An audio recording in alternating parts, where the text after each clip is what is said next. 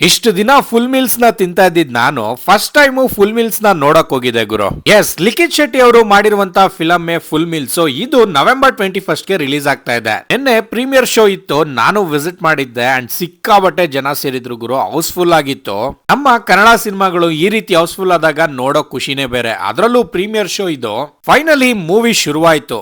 Movie ಶುರುವಾಗಿದ್ದೆ, interval ಯಾವಾಗ ಬಂತು ಅಂತಾನೆ ಗೊತ್ತಾಗ್ಲಿಲ್ಲ. ಯಾಕಂದ್ರೆ ಅಷ್ಟು ಇಂಟ್ರೆಸ್ಟಿಂಗ್ ಆಗಿತ್ತು ಅಂಡ್ ಎಲ್ಲೂ ಕೂಡ ಬೋರ್ ಹೊಡಿಲಿಲ್ಲ. ಅಂಡ್ ಸಿನಿಮಾದಲ್ಲಿ ರಂಗಾಯಣ ರಘು ಸರ್ ಕಾಮಿಡಿ ಮತ್ತೆ ಮಿರಿಂಡಾ ಅನ್ನೋ ಕ್ಯಾರೆಕ್ಟರ್ ಕಾಮಿಡಿ ಸಖತ್ತಾಗಿ ವರ್ಕೌಟ್ ಆಗಿದೆ.